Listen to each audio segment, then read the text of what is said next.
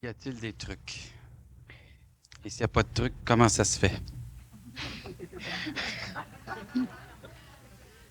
C'est pas pire, tu t'améliores à la longue. Ça revient bien. Y a-tu des trucs? Et sinon, pourquoi? Comment ça se fait? Ouais, c'est bien ça. Bon. Ouais. Intéressant, ça. Bon, c'est une bonne question. Ça me permet d'aller fouiller des places qu'on va pas souvent. Comment ça se fait qu'il n'y a pas de trucs?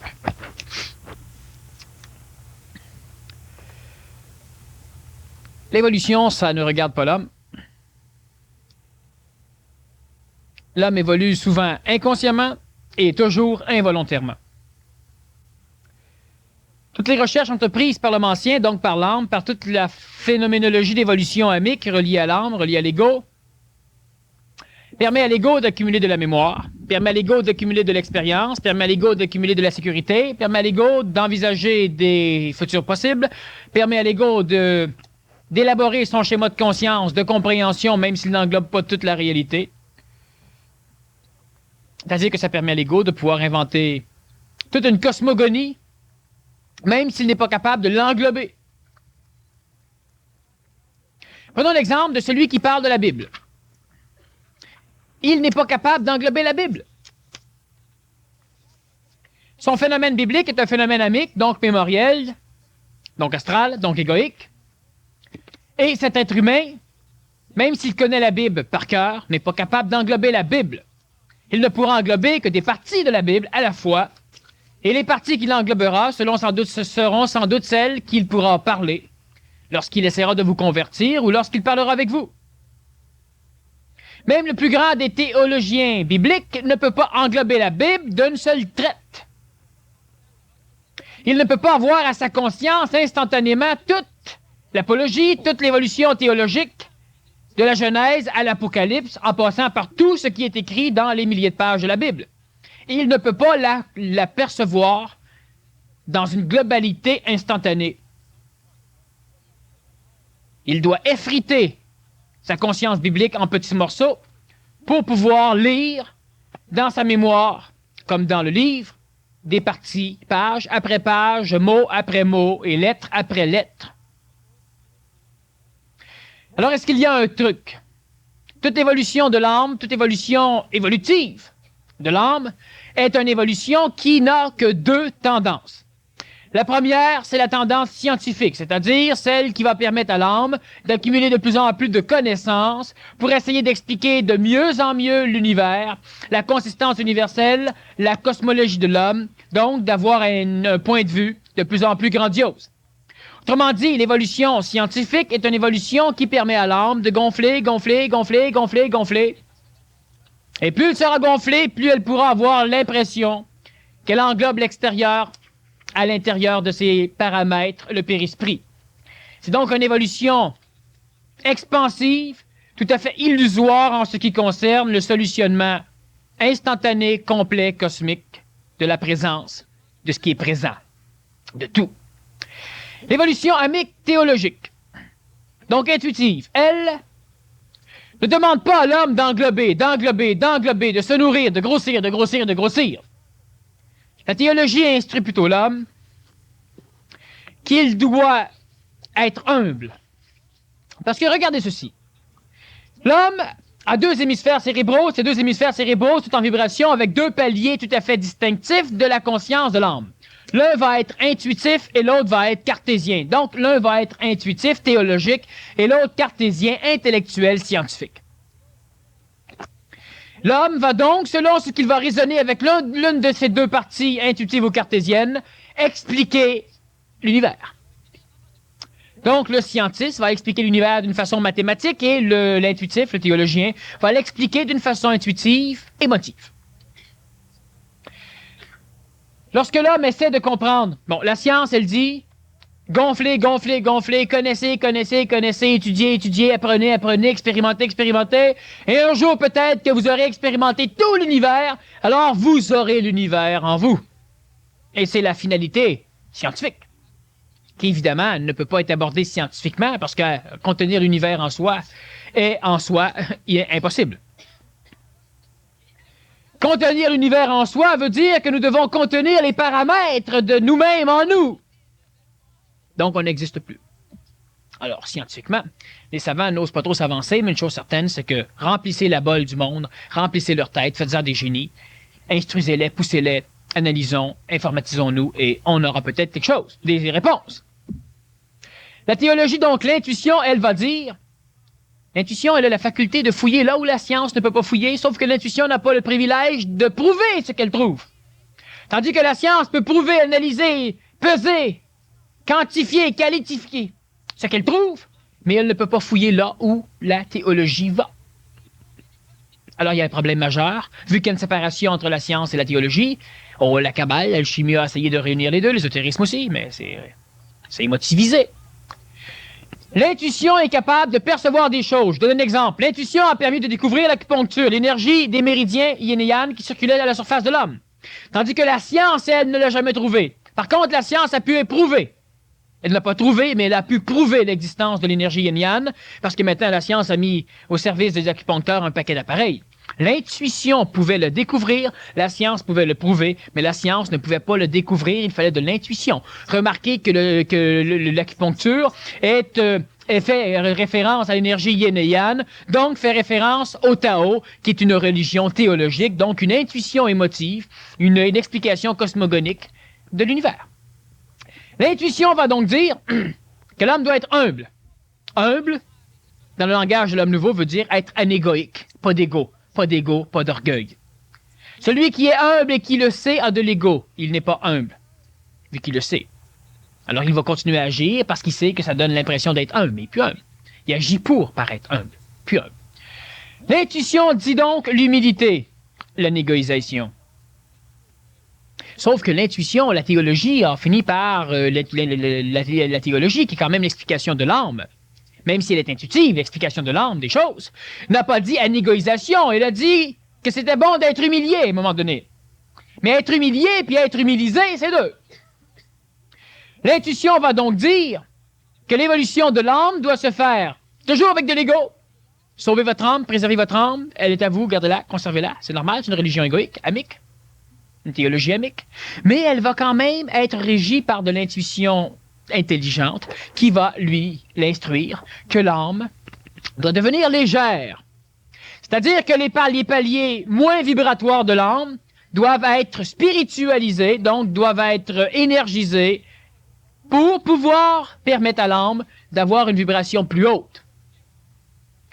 Et effectivement, c'est beaucoup plus dans l'évolution amique théologique que l'être humain aurait, disons, avantage à se diriger, parce qu'augmentant la vibration de son âme, on peut appeler cela purifier son âme dans le terme de l'alchimie, purifier la substance, avant de la transmuter.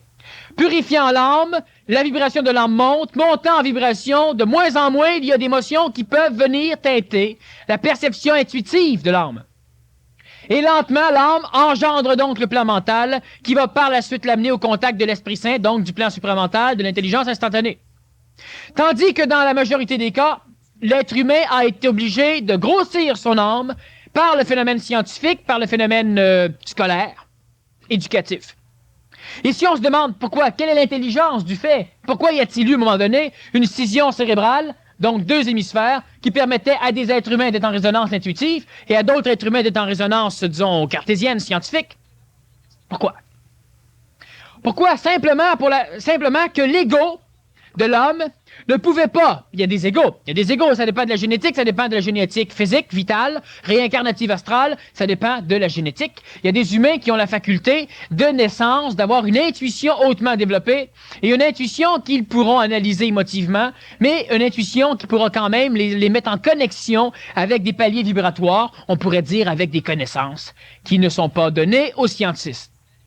Tandis qu'on a d'autres génétiques qui n'ont pas cette intuition, qui n'ont pas, comme on disait dans le passé, cet appel de Dieu. Vu qu'ils n'ont pas cette intuition, ils doivent donc passer par l'expérience. Passant par l'expérience, ils doivent donc apprendre par essai et erreur, donc ils doivent remplir leur ego. Et c'est là que la science intervient. Elle permet donc à ces humains d'avoir un ego suffisamment puissant, d'avoir une mémoire volatile, donc une expérience suffisamment pleine de choses, pour obliger l'ego à désirer un paquet de nourriture, donc un paquet de choses. Désirant ces nourritures, il se frappe à la désillusion, ça ne marche pas comme il veut. Donc, il instruit le plan mental et il parvient lui aussi au contact avec l'énergie supramentale. Les trucs pour que, lorsque l'homme, qu'il soit intuitif ou cartésien, ça n'a rien à voir au niveau de l'homme nouveau, parce que l'homme nouveau ne fonctionnera plus que du côté intuitif et cartésien. Il va fonctionner selon une vibration nouvelle, ce qui ésotériquement porte à terme le nom de troisième cerveau. Un cerveau éthérique, un cerveau supramental, un cerveau qui va être vibratoire, un cerveau qui ne sera pas, disons, physifié. Il aura une correspondance avec la glande pinéale, mais il ne sera pas physifié. C'est un cerveau qu'on ne pourra pas disséquer, autrement dit. Un cerveau que l'intuition pourra trouver, que la science un jour pourra prouver, mais que la science ne peut pas trouver, et que pour l'instant, vu qu'elle ne trouve pas, elle ne peut pas prouver. Ce troisième cerveau va faire une synthèse entre la thèse, disons l'intuitif, et l'antithèse, l'intellect, et elle permettra à l'homme nouveau, de pouvoir maintenant vibrer non plus par la filtration intuitive ou cartésienne d'une sensibilité physique, mais va permettre à l'homme d'avoir accès à une conscience globale instantanée qui va lui permettre de s'exprimer par l'intuitif et le cartésien dans la matière planétaire, mais qui ne donnera plus à l'homme une conscience analytique par l'intuitif et le cartésien. C'est-à-dire que l'intuition et le cartésianisme chez l'homme va pouvoir servir lorsque l'homme sera en contact avec ce que l'Antiquité appelle l'Esprit Saint, son troisième cerveau éthérique énergétique. Le cerveau éthérique a pour fonction de devoir s'exprimer dans l'échelle intuitive et cartésienne de l'homme pour pouvoir énergiser, donc faire évoluer ou espritiser la matière. Sauf que présentement, l'homme étant un véhicule relativement en développe, disons en gestation, l'être humain n'a pas encore cette conscience espritique chez lui, il la développe lentement. Présentement, l'être humain fonctionne à l'envers. C'est-à-dire qu'au lieu de recevoir de l'esprit et l'exprimer par l'intuition cartésienne, donc par ces deux hémisphères, par l'expression soit de la science, de l'art ou des choses, l'homme, présentement, analyse le sol, il analyse ce qu'il connaît, et par le biais de l'intuition et du cartésianisme, l'amène à sa conscience, tandis que l'homme nouveau passe par la conscience et le transmet dans la matière, par la parole ou par la gestuelle, par le biais de l'intuition et du cartésianisme, ce que présentement l'homme ancien fait à l'envers. Bon. Est-ce qu'il y a un truc lorsque tu es juste placé entre les deux, lorsque ton émotion, lorsque l'âme s'exprime encore par le biais de l'endocrinalité physique, et que ton mental vibre d'une correspondance nouvelle, soit que tu as peut-être quelques petits contacts de savoir instantané, alors à un moment donné, tu sais des choses que tu n'as jamais apprises. Tu vois l'intelligence de certaines choses, tu deviens conséquentiel, tu vois que ça devrait pas être ou que ça devrait être, mais que ton corps physique a de la difficulté à pouvoir supporter ce que vous êtes. Lorsque je dis que le corps physique doit être suffisamment puissant pour supporter le contact de l'intelligence, c'est ce que je veux dire. Vous, à un moment donné, l'être humain arrive à avoir un mental suffisamment énergisé, vibratoire, pour pouvoir faire des choses, mais le corps physique ne le supporte pas pantoute. À un moment donné, tu finis par avoir une réponse, puis tu as peur. Le corps physique ne le supporte pas. Ton âme n'est pas capable de supporter vibratoirement l'expérience que quelque chose à l'extérieur de l'âme amène un savoir que l'âme ne connaît pas.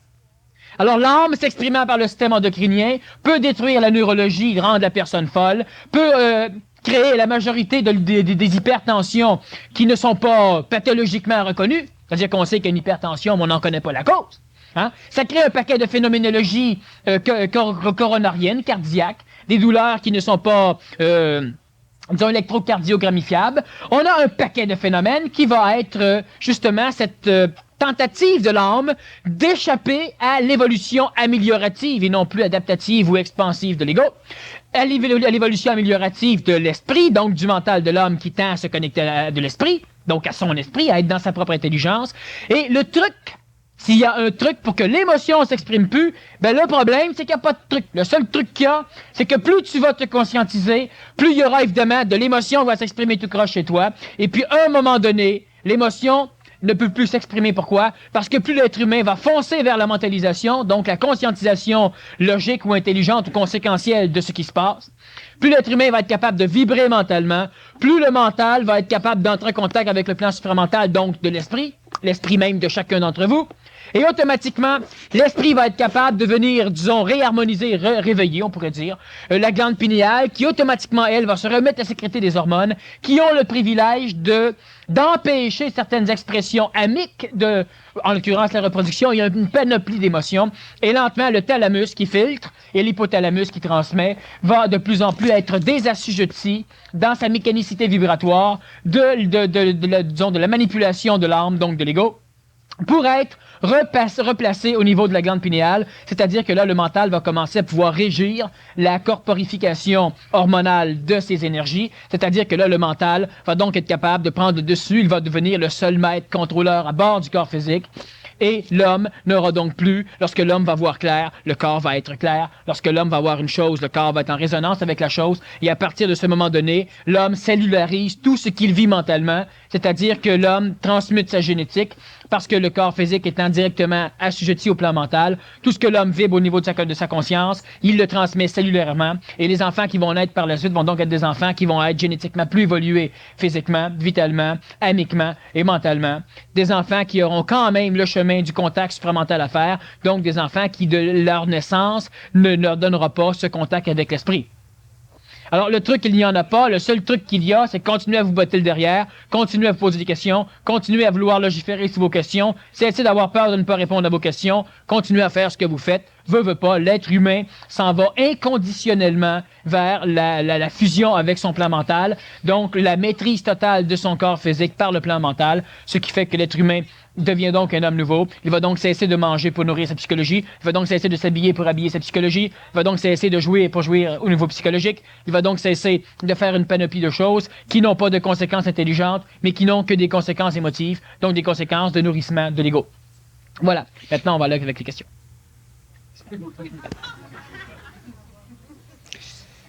Si la conscience du fonctionnement de mon ego et des chemins qu'il prend n'est pas suffisant pour le diminuer et contrôler, quoi faire? Comment se désassujettir des habitudes, des réactions d'ego? Bon, regardez ceci. L'ego, l'âme, veut une nourriture. Elle veut une nourriture, par exemple, qui pourrait lui être amenée par quelqu'un. Elle veut têter de l'énergie, parce que l'âme tête de l'énergie. Alors, elle va voir le voisin, et puis elle lui explique ses problèmes. Le voisin compatit, donc lui donne de l'énergie, nourrit l'âme. L'âme se sentant nourrie, parce que l'autre compatit, la personne se sent mieux. Elle s'en retourne chez elle, les problèmes ne sont pas réglés, mais l'âme est nourrie. Lorsque l'âme commence à avoir besoin de nourriture, elle sait, parce qu'elle a expérimenté, que le bonhomme est compétissant, fait qu'elle a juste à traverser l'autre bord. Ce qui va arriver, c'est qu'à un moment donné, le bonhomme va dire, je vais voir un psychologue, va voir, je sais pas moi, un prêtre, va voir quelqu'un qui peut peut-être t'aider. Si la personne vient et elle se plaint continuellement. Mais le problème, c'est que l'âme a besoin d'expérimenter des choses, ce qui fait que lorsque l'âme s'exprime, l'expression de l'ego crée une expérience dans l'âme. L'expression même d'un problème suffit souvent à nourrir l'âme. Alors, il vient un temps où la personne s'exprime. « Ah oui, mais j'ai des problèmes, oui, que ça va pas. » Elle veut pas qu'on la guérisse. Elle ne veut que s'exprimer parce que le fait de brailler est suffisant pour la replacer. Alors, il y a plusieurs médecins qui vont dire « Oui, mais ces patients-là, ils veulent pas guérir. » Mais non, ils veulent pas guérir, ils veulent se plaindre. C'est-à-dire qu'ils ne se plaignent pas, ils se nourrissent à leur façon. Mais qu'est-ce qui fait la différence entre une personne qui va cesser de se plaindre puis qui va finir par faire ce qu'il faut faire pour se guérir? Si le mental prend le dessus, ou bien si l'énergie d'une personne qui veut l'aider est capable d'incruster dans la mémoire volatile de l'âme une vibration qui va obliger l'ego à briser cette routine. Oui, mais est-ce qu'on décide que le mental devient, à un moment donné, il prend le dessus? Non, par hasard, disons, c'est pas le hasard, c'est la mécanicité qui crée l'humain et qui, en fin de compte, engendre des sociétés et toute la mécanicité du système, fait qu'un jour, tu vas te ramasser devant un bonhomme ou une bonne femme qui peut être professionnel ou non, qui va engendrer une énergie chez toi. Ou encore, ça peut être un accident qui va venir bouleverser ton ego, donc une partie de l'ego qui décolle, et ça peut être cette mémoire d'habitude. À partir de l'accident, tu as changé. C'est normal, il y a une partie de ton ego qui a sauté parce que le choc de cet événement au niveau mémoriel a transformé ton ego. Ce qui va arriver souvent, c'est que la personne, elle va faire une chose, elle va boire, elle revient, et puis après une demi-heure, elle recommence, et puis à un moment donné, elle engendre chez elle une mécanicité qui fait qu'à force de répéter le même gestuel, ça finit par créer un petit agglomérat dans son âme qui s'accole à l'ego. Maintenant que l'ego est constitué un peu de cet agglomérat de répétition d'un geste, alors l'ego aura aussi besoin d'être nourri de ce geste. C'est ce qui va engendrer l'habitude. L'habitude peut être inconsciente, parce que l'ego n'a pas conscience de lui, l'ego a conscience de ce qu'il laisse comme trace. Ça engendre l'habitude. Si la connaissance du fonctionnement de mon ego, des chemins qu'il prend, n'est pas suffisante pour le diminuer, contrôler quoi faire? Comment se désassujettir des habitudes, des réactions d'ego? Bon, les habitudes, on les désassujettit comment? En prenant simplement mentalement conscience de la gestuelle que l'on exécute. Si tu as l'habitude de toujours faire telle chose, observe que tu le fais. Automatiquement, tu déformes l'habitude. Bon, c'est une chose. Deuxièmement, plus le mental va avoir de substances énergétiques pour arriver à observer le travail de l'ego, plus la personne se désassujettit de la manipulation de son ego. Mais tu me semble que ça a l'air d'un truc, ça. Parce que si on se désassujettit... Mais il y a un truc dans le truc. Hein, c'est que, justement, si on commence à s'observer, oui. Simplement s'observer, c'est peut-être un truc. Oui, mais le maudit problème. Reste là 2 secondes. Bon. Le mot t'as dit problème, c'est que l'ego est capable de marcher dans la neige et voir la trace qu'il fait. Donc, l'ego peut observer la trace qu'il fait. Et le mental est capable, lui aussi d'observer la trace que l'ego fait.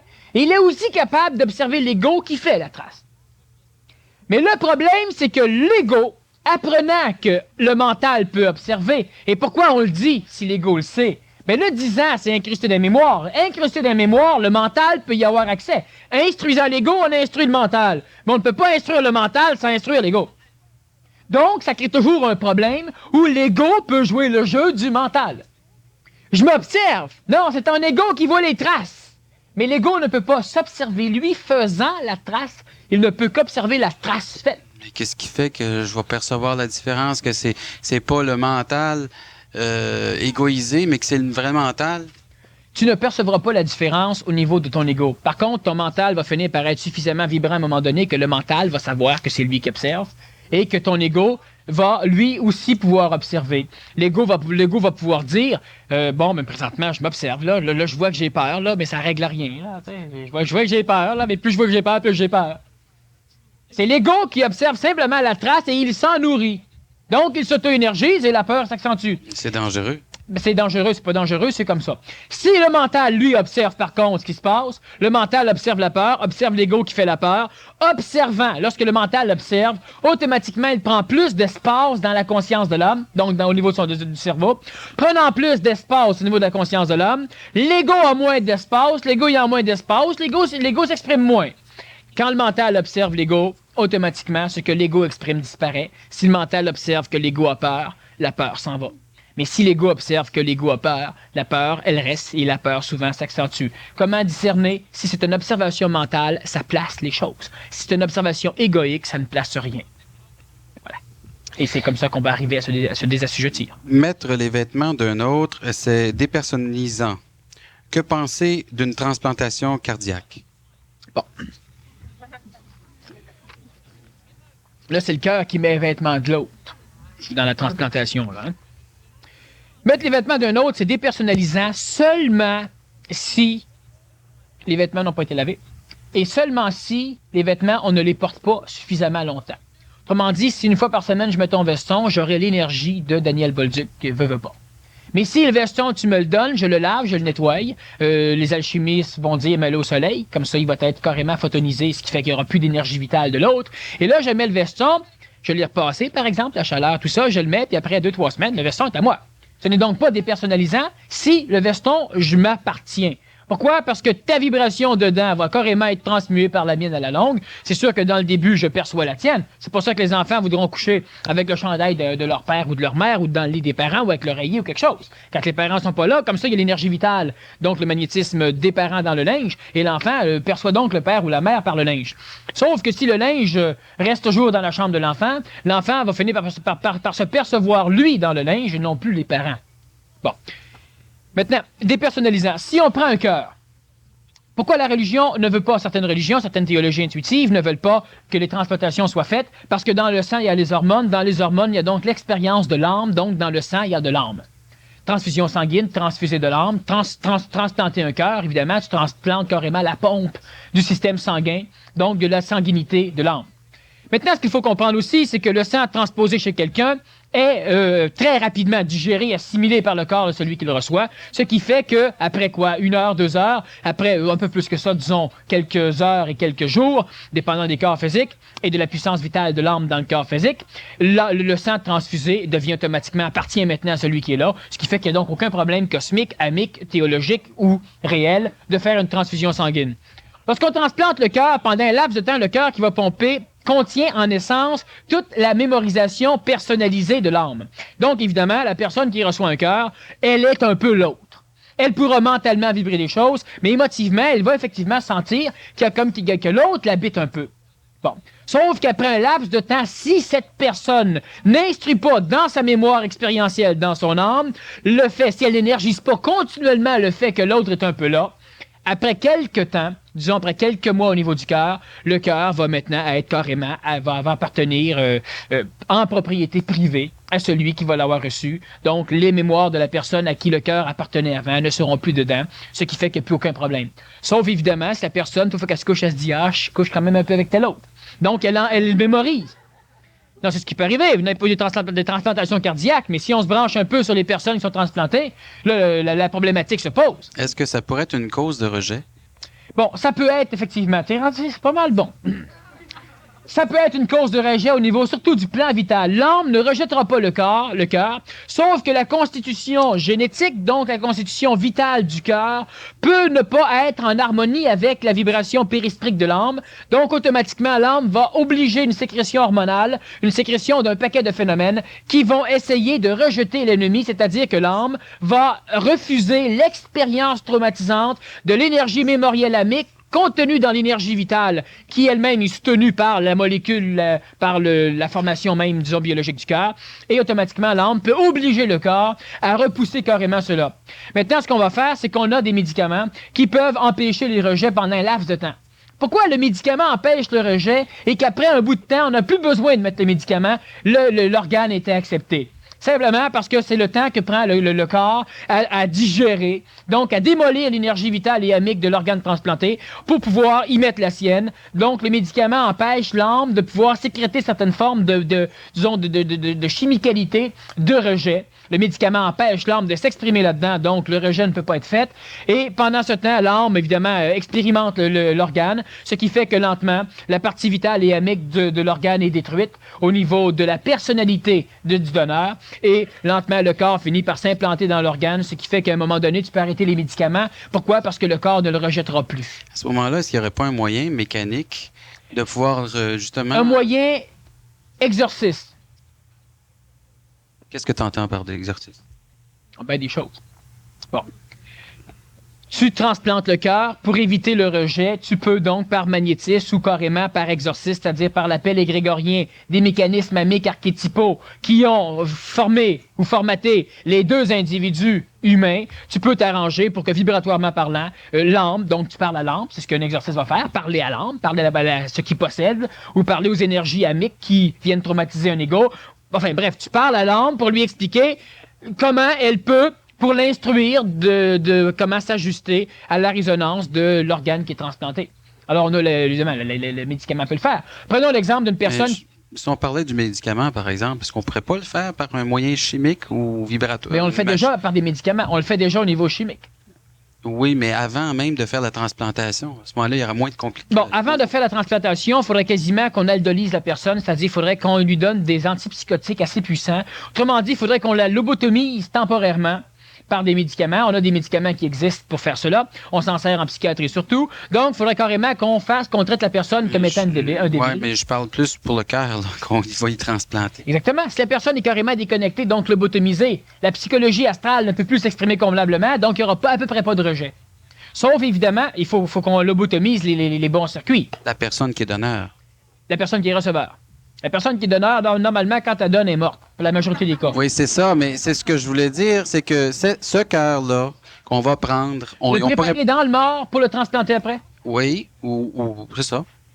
C'est intéressant, ton affaire, là. J'ai demandé ce soir de m'engueuler un peu plus, de me pousser un peu plus. Vous voyez, ça le grimpe, ça me grimpe. C'est bon. C'est pour ça qu'il m'interrompt souvent. Parfait, ça.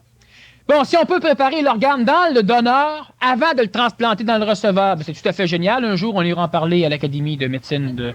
Ouais. Il y a des Ou moyens. même entre les deux, hein? Entre les deux corps, ça peut se faire dans un laboratoire. Oui, bon, maintenant, il y a des moyens énergétiques, mais effectivement, ça ne me tente pas d'élaborer là-dessus parce que ce n'est peut-être pas du domaine, disons, de la soirée. Mais effectivement, c'est intéressant de penser à préparer le donneur, l'organe donneur, à ce qu'il soit. Maintenant, il y a une chose importante, il faudra comprendre. Le donneur, c'est préférable qu'il soit mort. Parce que ce qui va arriver, c'est que si tu prépares l'organe dans le donneur, prenons l'exemple d'un rein. On a 2 reins, donc le donneur peut être vivant. Il donne un rein. Si tu le prépares convenablement, le rein va être rejeté par le donneur. Alors, le problème du greffé, c'est le donneur qui va l'avoir. Eh bien. S'il est mort, il va le rejeter, donc, parce qu'évidemment, l'organe appartient maintenant au receveur. Si énergétiquement, encore une fois, c'est du domaine de l'exorcisme, le terme entre guillemets, là, parce que, évidemment, ceux qui ne connaissent pas comment fonctionne l'exorcisme peuvent se poser des questions, là, mais c'est simplement une transformation énergétique dans un âme ou dans un corps vital, l'exorcisme. Alors, évidemment, par une forme, disons, d'exorcisme, de magnétisme, enfin, d'une préparation énergétique, on pourrait effectivement préparer un organe, alors l'organe ne serait rejeté par le corps et il serait évidemment bienvenu dans le corps à qui il appartient, c'est-à-dire le corps du receveur. J'ai des rêves à chaque seconde et je rentre dans mes rêves comme si je faisais du cinéma. Donc, je ne suis jamais dans le présent. Je ne vis même plus dans la vie. Je me demande si ça va quelque part et je suis ailleurs. Ok, j'en ai suffisamment, tu me passes la question. Parfait. Bon. Le problème des drogues. Il faut comprendre que la majorité des drogues ont un effet beaucoup plus vital ou astral, donc amique, que physique. La drogue, c'est une substance chimique. La substance chimique, elle est particulière. Pourquoi? Parce qu'elle est constituée d'atomes particuliers. Et ces atomes sont placés dans un ordre particulier. Et l'ordre particulier est obligé par le plan vital qui constitue l'atomicité ou l'énergie intraatomique qui va constituer la drogue. Lorsqu'un être humain prend la drogue, il absorbe presque pas la chimie de la drogue, il absorbe surtout l'énergie vitale qui constitue la chimie de la drogue. Cette énergie vitale a pour effet de venir altérer soit la vitalité du corps physique, la majorité des médicaments, c'est ce qu'ils vont faire, ou la vitalité du plan amique, donc du plan astral. Si cela est altéré, premièrement, on a des drogues qui attaquent le périsprit. On a différentes drogues qui attaquent, comme la marijuana, comme la boisson, comme le crack et comme certaines autres drogues. Drogues attaquent le périsprit, donc diminuent l'enveloppe protectrice de l'âme, ce qui fait qu'à un moment donné, l'individu a une sensibilité accrue qui le pousse à se mettre en contact avec le monde des morts, donc avec l'astral, avec le ciel. Alors, il voit un paquet de choses. Il va souffrir évidemment de l'expérience de cela, mais il va quand même les voir. On appelle ça un voyage astral, un trip. Et ce qui peut arriver, c'est que lorsque le périsprit est suffisamment altéré, un paquet d'entités possessives, on connaît aussi la majorité des drogues hallucinogènes qui vont justement créer cette problématique, on a des individus qui finissent par être tout à fait altérés au niveau de l'âme, donc au niveau du périsprit. Maintenant, le fait que l'être humain, donc que cette personne ici, qui n'est pas tellement âgée, a le fantastique pouvoir de pouvoir toujours être dans le monde de la mort tout en restant vivant. Qu'est-ce qui se passe? Il se passe simplement que, premièrement, le périsprit a été suffisamment altéré, donc l'individu va lentement et progressivement devoir reconstituer l'épaisseur de son périsprit pour éviter justement que l'ego soit toujours en résonance vibratoire avec l'extérieur du périsprit qui ne filtre plus quoi que ce soit. Alors, l'ego a une particularité. Premièrement, regardons ceci. Les drogues, donc, peuvent altérer le corps vital de l'humain. Altérant le corps vital de l'humain, ils peuvent altérer aussi la perception sensorielle. Altérant le corps vital qui constitue le périsprit, donc elle peut aussi obliger une hypersensibilité au niveau amique, et là, l'âme aura plus de difficulté à percevoir ce que les sens apportent, ce qu'on appelle, disons, le réel, et elle sera beaucoup plus en affinité avec la mémoire planétaire, donc évidemment avec le ciel. L'individu ici, comment faire pour s'en sortir, où est-ce qu'il va s'en sortir, ou etc., etc., etc. Il faut bien comprendre que l'énergie vitale, c'est irrémédiable, sauf que ça prend un certain temps. La personne peut être fatiguée, la personne peut aussi ne pas être fatiguée. Maintenant, une chose qu'il faut comprendre, c'est que l'enveloppe périspérique va être capable d'être reconstituée si la personne mange beaucoup de choses vitales. Donc, si la personne mange des aliments crus, des fruits crus, un paquet de choses dans le genre. Si la personne mange un peu de viande aussi, qui va lui amener de l'expérience amique d'un âme qui avait été constituée. Ce qui fait qu'à moyen terme ou à long terme, la personne va évidemment finir par s'en sortir. Chose certaine, elle ne doit plus prendre aucune drogue, aucune boisson. Il y a un paquet de choses, disons, de ce genre qui doivent être éliminées. Et la personne doit maintenant prendre son mal en patience, c'est-à-dire que l'ego qui a expérimenté des chemins pour aller fouiller, ces chemins sont nourrissants et sécuritaires. Donc, l'ego fouille encore par ces maudits chemins. Mais lentement, l'enveloppe va se réépaissir. Alors, l'ego aura, de un moment donné, de plus en plus de difficultés à fouiller à travers le monde des morts. Et il va donc, pour se nourrir, s'en remettre au plan sensitif. Et il va donc redevenir normal, ce qui fait que le problème va se régler à moyen terme, jamais à court terme, à moyen terme ou à long terme, mais de toute façon, ça va se régler. Et l'expérience de l'ego, de cette mécanicité de drogue et de cette phénoménologie de voyage astral réveillé, donc de toujours être dans le monde de l'imagination, du rêve, est quelque chose qui va, à un moment donné, permettre à l'ego de celui qui a vécu cette expérience de pouvoir transcender plus rapidement, lorsque cela va être venu le temps, le phénomène de la mentalité, ce qui fait qu'il pourra mentaliser son expérience par la suite. Il pourra donc dire, ce fut une expérience enrichissante, mais longue en vache. Pouvez-nous expliquer... Pouvez-nous expliquer...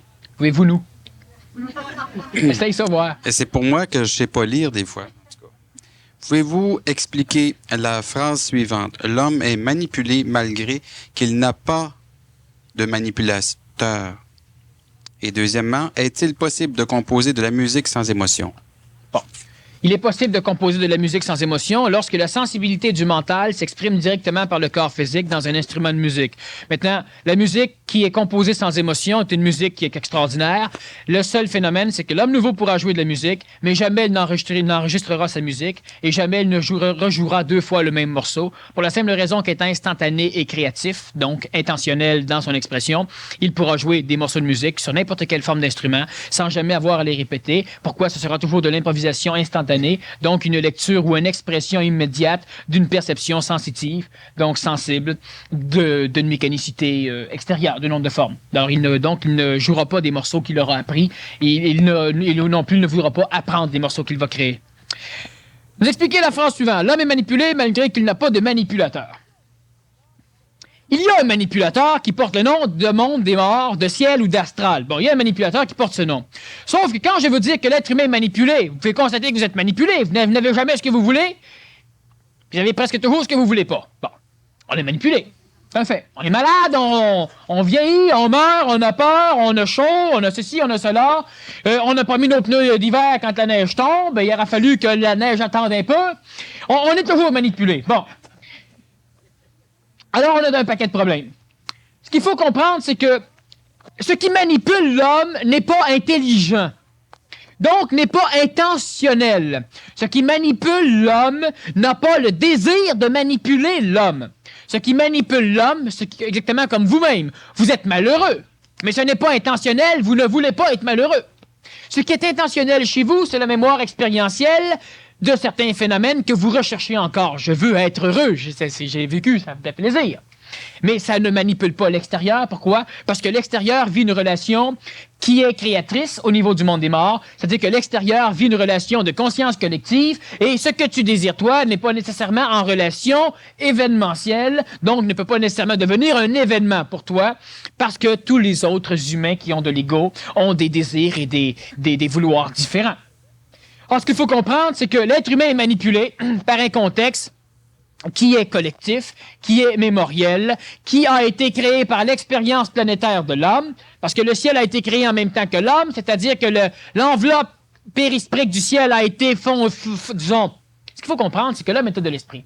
Lorsque l'homme est descendu sur le plan planétaire, donc lorsque l'homme a été terrestrifié avant d'être terrorisé, lorsque l'homme est arrivé sur le plan planétaire, dans un certain schéma de vibration, l'homme a tellement été ralenti que c'était pas un homme, c'était un dieu, un esprit. Lorsque l'esprit est arrivé dans le contexte planétaire, il a tellement été ralenti parce qu'il fallait que ça devienne de la matière, il fallait que ça devienne dense, donc bon en vibration, qu'une grosse partie de ce qui le constituait a constitué le monde, disons l'enveloppe périsprique du monde de la mort. L'homme est apparu dans la matière et entre l'enveloppe du ciel et l'enveloppe terrestre, il n'y avait rien que l'homme. L'homme expérimentant les choses, mémorise les choses, créant de la mémoire, de l'expérience, cela lentement gonfle le ciel, et plus ça va, plus le ciel est grand. Bon. Ce qu'il faut comprendre, c'est que ce ciel, créé par la mémoire mécanique de l'homme, par la mémoire événementielle de l'homme, expérientielle de l'homme, de l'humanité et des humanités, finit par obliger ceci. Les Russes ont peur des Américains. Qui c'est qui manipule ça? Quelle est l'intelligence maléfique, luciférienne ou yavique qui manipule le fait que les Russes auront peur des Américains? Ben rien. Sauf que les Russes ont peur des Américains parce que dans l'archétype russe soviétique, communiste, dans l'archétype qui crée les armes des personnalités russes, ben, il y a quelque chose qui est tout à fait en dissonance avec l'archétype astral qui crée le capitalisme américain. Lorsque l'Amérique a été constituée, il a été constitué par le mélange d'une panoplie d'égrégores de différents peuples. Ça a été une terre de liberté où tous les peuples venaient se mélanger. Ça a créé un ciel qui accepte donc ce mélange, un ciel qui accepte donc la liberté de choix, la liberté de vote. Évidemment, quand je parle des États-Unis, parlons aussi du Canada, parlons de l'Amérique, c'est le même phénomène, parce que c'est la même chose, on a mis une frontière parce qu'on était cave, mais c'est le même phénomène. Bon. Là, ce qu'il faut comprendre, c'est que ce ciel, cet égrégore, cet archétype américain est constitué de Noirs, de Jaunes, de Polonais, de Juifs, de ceci, de cela, même d'Allemands. Hein? Le gars qui invente les V2 pour bombarder l'Angleterre, ben on l'engage pour faire des fusées bombarder la Lune. Bon, c'est lui qui a inventé, celui qui avait en main tout le projet Apollo, etc. Bon, alors évidemment, l'Amérique est constituée de tout cela. Tandis que l'archétype soviétique, par exemple, comme l'archétype français, comme l'archétype d'un paquet d'autres nations, l'archétype français, bien évidemment, le drapeau avant tout. Bon, l'archétype soviétique, lui, c'est l'égrégore, donc l'archétype russe avant tout.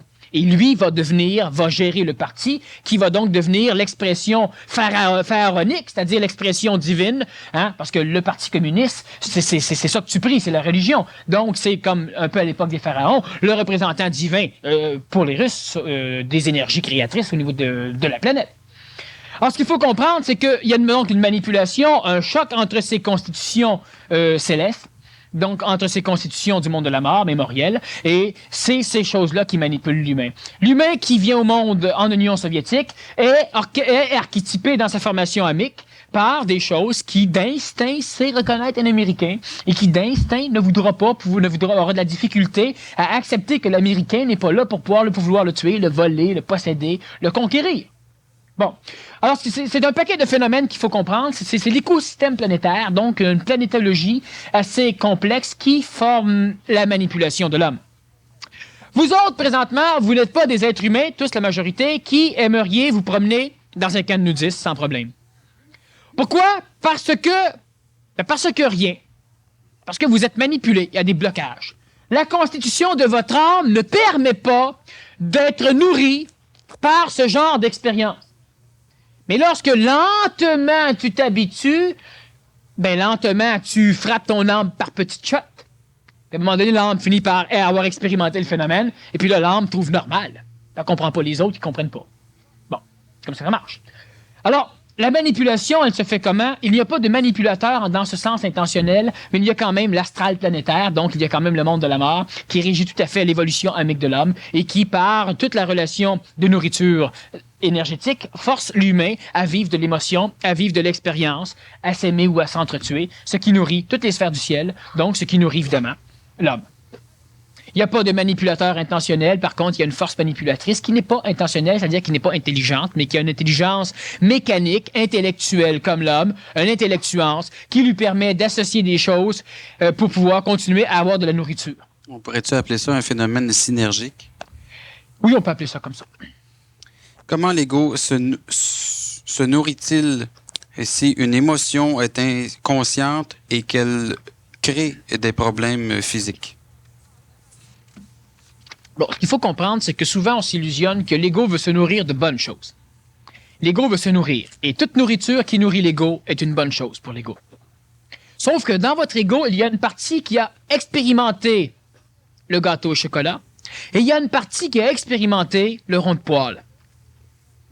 Pour votre ego, qui est maintenant pluralitaire au niveau des personnalités qu'il constitue, donc des expériences agglomérées, se brûler, encore une fois, est de la nourriture pour la partie qui est constituée d'expériences semblables.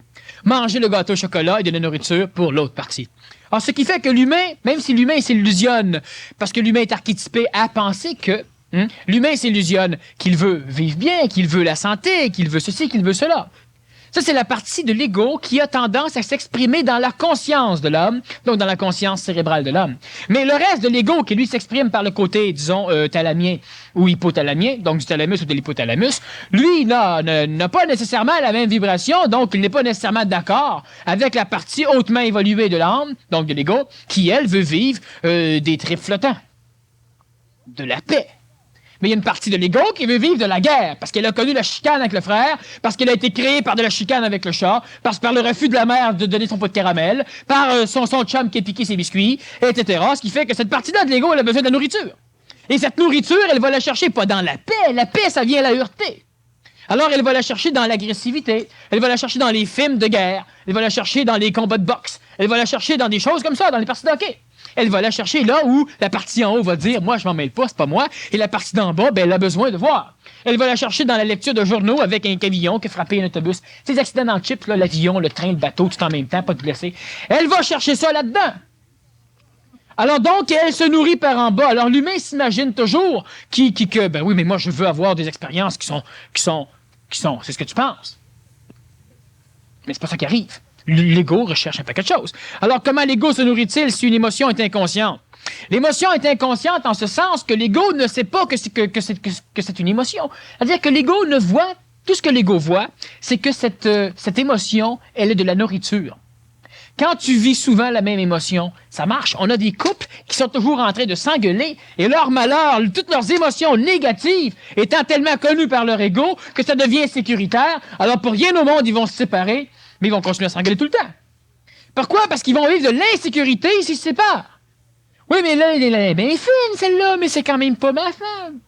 T'sais, il est bien fin, celui-là, il est bien riche, tu sais, mais la vie va être plate avec lui. Ah oui, parce que là, il t'engueule pas. Alors, tu vas rester, donc, ça demande, et ça, c'est l'homme transitif, va être capable d'arriver à scissionner et vivre l'inconnu, le neuf, l'insécure, et recommencer à zéro. Ça, c'est typique d'une psychologie transitive. Parce que l'homme ancien, jamais il va le faire. Il va préférer inventer un contexte et inventer une scène théâtrale. Ils vont plus se parler, mais ils vont rester ensemble. Bon. Alors donc, si les émotions sont inconscientes en ce sens que l'ego, maintenant, vous savez tous qu'est-ce que c'est qu'une émotion. Donc, l'émotion n'est pas nécessairement inconsciente par l'ego. Sauf que l'ego, lui, n'a pas conscience de comment il exprime. L'expression de l'ego par le système du corps est une expression qui devient programmative, donc qui peut être transmise par la génétique, et qui devient aussi une expression programmative, c'est-à-dire d'apprentissage, qui n'a pas d'importance pour l'ego. Tout ce que lui a besoin, c'est de manger. Exactement comme vous autres. Votre estomac qui famine. Alors, vous prenez quelque chose et vous le mangez. Mais est-ce que vous avez conscience de toute la mécanicité musculaire et articulaire pour vous permettre de prendre le pain, puis de le manger, puis de l'assimiler, de le digérer? Non. Mais vous, quand même, vous avez appris à contrôler le bras, à prendre le pain, à le manger, à l'avaler sans vous étouffer et à le digérer. Mais vous n'avez pas conscience de la mécanicité qui permet ça et vous vous en foutez à l'instant où vous pouvez manger. Alors, l'ego fait le même phénomène. Il développe une mécanicité d'expression et il n'y attache pas d'importance, il attache de l'importance à la nourriture que cette expression va lui amener. Alors, l'humain, l'enfant marche tout croche, l'enfant, il tombe toujours à terre, l'enfant n'a pas d'équilibre. L'enfant finit par apprendre, pas pour apprendre ça, pour pouvoir aller chercher ça, pour aller chercher le gâteau caramel, pour aller chercher le jouet, pour aller sucer la suce du voisin, pour faire des choses comme ça. Là, l'enfant se développe pour faire ça. Mais est-ce qu'il a conscience de tout ce qu'il développe? Absolument pas. L'ego, c'est le même phénomène. L'émotion est inconsciente. L'ego s'en fout. Il se nourrit d'émotions, c'est ça qu'il a besoin. Alors, est-ce qu'elle crée un problème pour l'ego? Absolument pas. Puis est-ce qu'elle crée un problème physique? Oui. Et c'est là que le mental va être capable de légiférer les problèmes physiques, donc il n'y en aura plus. Mais pour l'instant, l'ego s'en fout. Quand tu as un problème physique, ça crée une expérience de vie. L'expérience de vie crée une nourriture pour ton ego. Alors, tu vas manger. Ben oui, je sais bien que j'engraisse, mais qu'est-ce que tu veux? Tu vas fumer, je le sais que c'est pas bon, mais qu'est-ce que tu veux? Tu vas boire, je le sais que, mais qu'est-ce que tu veux? Puis qu'est-ce que tu fais? Ben, tu continues à faire ça, ça nourrit ton âme. Puis la journée que ton mental devient suffisamment vibrant, lui va instaurer une raison intelligente, donc une raison énergétique. Et là, sans souffrance, sans problème, la personne transitive finit par tout d'un coup commencer à maigrir. Tout d'un coup, ben, cesser de fumer. Les problèmes se règlent de cette façon. Sans qu'on y intervienne, ça semble être difficile à accepter pour l'ego. Ben, c'est évident. C'est évident. L'ego, lui, s'il intervient, il se nourrit. Fait qu'il n'est pas question que ça marche sans qu'il intervienne. Tu veux maigrir, tu veux fumer. Ouais, tu veux maigrir, tu souffres, tu veux maigrir, tu souffres, c'est impeccable. Tu maigris, t'engraisses, tu maigris, t'engraisses. Parce que qu'est-ce que tu veux, c'est maigrir. Quand tu veux maigrir, il faut que tu sois gros. Parce que quand t'es maigre, si tu veux maigrir, c'est pas nourrissant fort. C'est pour l'âme. Alors tu engraisses, puis oh oui, mais je peux pas, puis qu'est-ce que tu veux? Ça, c'est une expérience qui est frustrante, donc qui te nourrit. Puis quand t'es assez gros, tu veux maigrir. C'est dur, c'est tough, ça te nourrit. Et tu te promènes. T'arrêtes de fumer, tu recommences, t'arrêtes, tu recommences. Tu lâches un gars, tu lâches une fille, tu recommenceras plus, tu recommences encore. Tu relâches encore, etc., etc. C'est toujours le même phénomène. Là, l'hiver prochain, vas-tu les mettre les pneus d'hiver? L'hiver prochain, tu les mettras pas plus. Mais non, t'as besoin d'expérience, ça te fait vivre! Jusqu'au moment où il se passe... Mentalement, d'un coup, il y a une résonance énergétique qui fait que tu deviens efficace. Tes pneus sont installés à temps. L'ego ne pourra pas jouir de pouvoir chialer de l'hiver. C'est sécure pour lui de chialer de l'hiver, il sent chez lui! Mais l'ego peut pas apprendre aussi à s'organiser? L'ego peut apprendre si le mental est capable, lentement, par l'ajusteur psychologique, donc l'intellect, d'induire lentement dans l'ego une nouvelle forme de programmation pour que l'ego finisse par passer mieux. Mais pour ça, il faudra qu'on invente la croyance, qu'on invente la foi, puis qu'on fasse croire à l'ego, parce que l'ego ne l'a pas expérimenté, donc il faudra qu'il croie. Qu'il croit, l'ego, il faudra que l'ego croie que le mental s'y organise, tu vas être nourri toujours. Parce que si l'ego ne croit pas à ça, il ne veut rien savoir. Pourquoi l'ego accepte la croyance d'un Dieu sauveur? Mais si l'ego ne peut pas l'expérimenter. Donc, l'ego accepte cette croyance, ce qui le dynamise à pouvoir continuer à se donner une raison de son existence. Sinon, l'ego, il n'y aurait plus aucun problème. Ça serait dégueulasse pour lui. Il se laisse faire à ce moment-là. Ben oui. Alors, l'ego, la croyance, c'est tout à fait génial. La foi aussi. C'est sûr qu'à un moment donné, au niveau du mental, la croyance ne peut pas pénétrer au niveau du mental. Tu sais ce que tu sais et tu sais ce que tu ne sais pas, donc ce que tu crois. Mais en attendant la croyance, c'est extraordinairement bon pour l'ego, pour l'âme. Répétez bien à votre ego, n'est-ce pas, que l'âme et l'ego, c'est sine qua non, c'est fondamental pour arriver à avoir du mental, et le mental va vous amener au contact de vous-même, donc de votre esprit. Parce qu'il y en a qui vont dire, ouais, mais je suis comme l'ego, l'âme, c'est de la vraie merde. Mais si t'as pas d'ego puis t'as pas d'âme, t'es de la vraie merde. Oui, parce que tu peux pas devenir autre chose. Non, t'es resté là, c'est ça. Donc, c'est extrêmement génial et utile. Est-ce que le corps fait partie de l'âme ou le contraire? Un monde parallèle, ça définit différents plans, différents mondes qui ont la propriété de pouvoir cohabiter dans le même espace et dans le même temps sans vivre de relation, donc sans se mêler. Le plan physique, un monde. Le plan vital, un monde. Le plan amique, astral, un monde. Le plan mental, un monde. Le plan supramental, un monde. L'âme vit dans le même endroit en même temps que le corps vital et que le corps physique. Les deux n'ont pas d'altération, sauf là où la possibilité de relation existe, c'est-à-dire à la limite extrême du plan vital et à la limite extrême en bas du plan astral. Et là, l'âme va pouvoir s'exprimer par le biais du corps vital. La limite entre le bas du corps vital, c'est l'atomicité, donc de nos molécules, et les molécules eux-mêmes, c'est-à-dire l'atome, ce qui constitue même l'atome, donc le proton, le noyau, disons, et l'électron, permet donc au corps vital de pouvoir contrôler le plan matière. Ce sont des mondes parallèles qui ne vivent pas de relations entre eux, mais qui peuvent être reliés par le biais de certaines possibilités de contact entre la fusion de ces mondes. L'âme ne fait pas partie du corps, le corps ne fait pas partie de l'âme, les deux cohabitent ensemble existentiellement, et l'âme peut travailler avec le corps, donc s'exprimer dans le corps, mais quand l'âme s'exprime dans le corps, ce n'est plus de l'âme, c'est du corps. Le système hormonal transmet une émotion, mais l'émotion transmise, c'est de la chimie. Même si elle a été générée par un plan vital qui a su sécréter, donc orchestrer les molécules, former l'hormone et l'envoyer, donc par le plan vital qui a su orchestrer, et le plan vital a dû être régi par le plan amique, mais l'âme ne s'exprime pas dans le corps, l'âme s'exprime par le biais du corps. Donc l'âme ne fait pas partie du corps et le corps ne fait pas partie de l'âme, mais tout ça est en même temps à la même place. Les psychothérapies ne sont-elles pas un moyen de rendre consciente des émotions refoulées? L'émotion refoulée est toujours une émotion exprimée dans le corps physique. Bon. Alors, refoulée, il faut s'entendre par refoulée, parce que la psychologie parle de refoulée, parce que la psychologie ne connaît pas encore toute la mécanicité de l'âme. Donc, de l'évolution de psychologie, science de l'âme, elle ne connaît pas l'âme. Alors donc, il n'y a pas d'émotion refoulée, il y a des émotions qui sont exprimées dans le corps physique.